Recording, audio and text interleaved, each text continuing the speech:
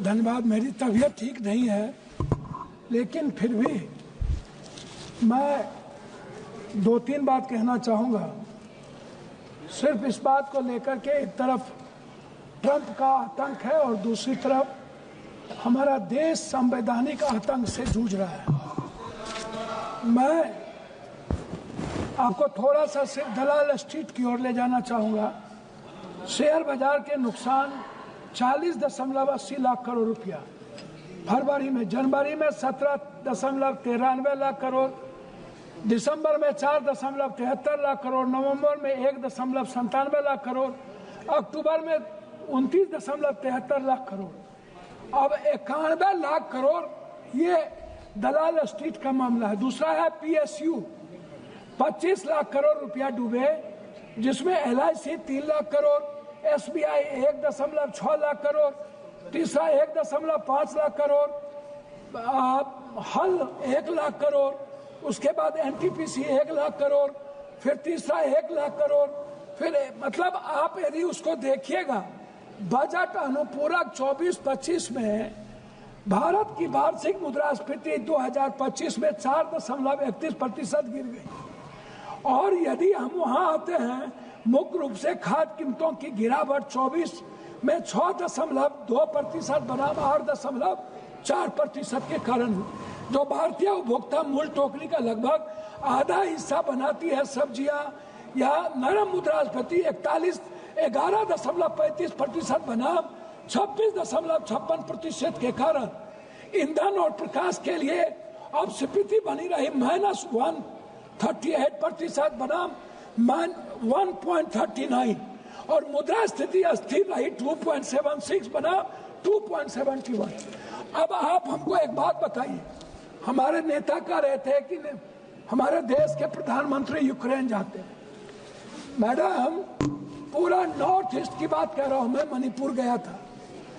दुनिया में मैंने ऐसा कभी नहीं देखा कि 2 सालों से लगातार 2 समुदाय के बीच गोली चल रही है। गोली चल जरूर रही है, गोली चलाने वाले हमारे भारत के उस पार कोई माफिया है जो ड्रग्स का सप्लाई करता है, और वो ड्रग्स में जितने लोग इन्वॉल्व हैं उसमें मैडम, मैं नाम यदि गिनती करा दूं तो मणिपुर का झगड़ा पूरे के पूरे ड्रग्स को लेकर के है, और इसमें भारत से लेकर के कई सारे पदाधिकारी और कई सारे सामाजिक व्यवस्था के लोग इसमें इन्वॉल्व हैं।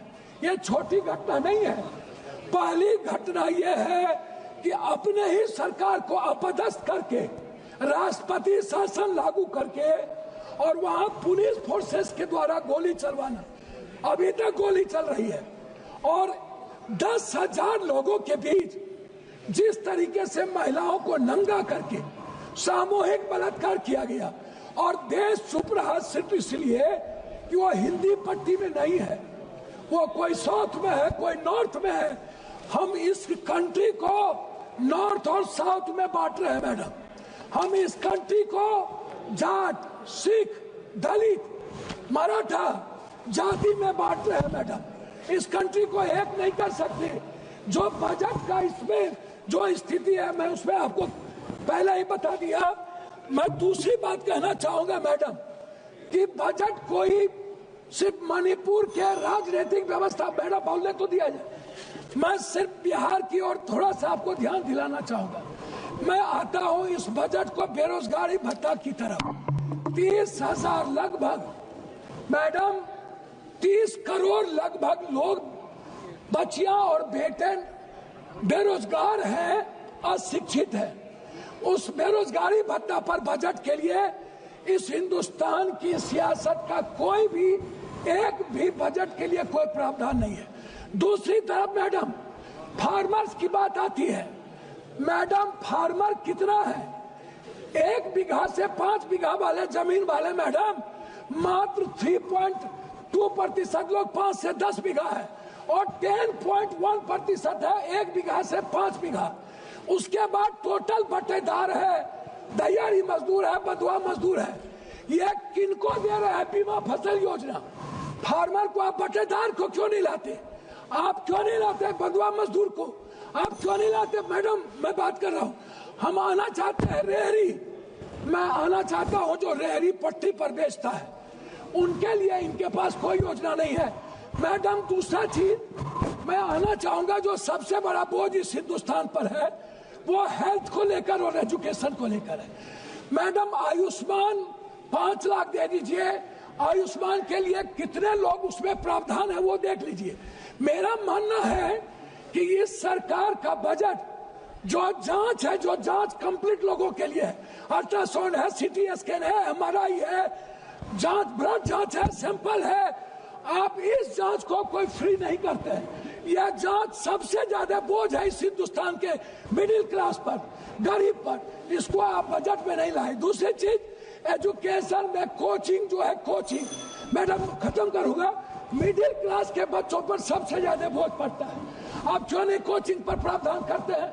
क्यों आप बच्चों को उसी कॉलेज में जहां पर आप बीए और जहां पर आप टेक्निकल देते हैं वहीं पर आप नौकरी की बात करते हैं? अंत में मैं मैडम आपसे 2 बात कहना चाहूंगा कि बिहार में मैडम हम आपसे एक बात जानना चाहेंगे। किसान की बात करते हैं, ये खाद कहीं पर भी नहीं मिलता है मैडम, कहीं पर भी 200-250 का खाद 450 में, 800 का खाद 1800-1200 में। मैडम, मैं आपसे एक आग्रह करना चाहूंगा कि खाद में किसी भी कीमत पर एक प्रावधान लाया जाए और उसको कोऑपरेटिव सिस्टम के तहत मैडम एक व्यवस्था कर रहा हूं, एक व्यवस्था किया जाए। किसान को जब तक आप कहते हैं उन्नत बीज, आप खाद और बीज मिलता कहाँ है? आउट ऑफ मार्केट, और वो पूंजीपतियों के हाथ के द्वारा फिर किसान को दिया जाता है। इसीलिए मैडम, आप बिहार के बारे में, कोसी सीमांचल के बारे में मैं 2-3 बात कहना चाहूंगा। नहीं। मैं 2-3 बात, सिर्फ 2-3 बात कहना चाहूंगा मैडम, बात 2-3 बात। एक तरफ हम कई बार हम लोगों ने इनसे आग्रह किया, ये बार कहते हैं कि हमने एक बेटा में हम एयरपोर्ट की बात कर रहे हैं। मैडम, ये ना तो भागलपुर गए हमारे प्रधानमंत्री जी, ये प्रधानमंत्री जी मुजफ्फरपुर भागलपुर राज कर रहे हैं।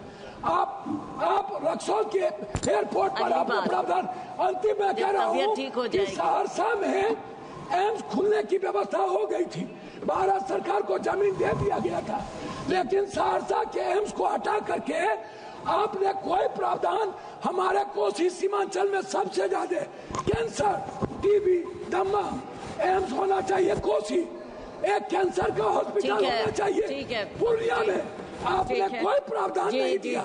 मेरा आग्रह आपसे है कि आप कम से कम एक चीज करिए, आप विशेष राज कुछ मत दीजिए, बंद पड़े फैक्ट्री को आप एक योजना के तहत बजट में प्रावधान कीजिए। ठीक है जी, और विशेष राहुल सिंह लोधी जी, बहुत जी।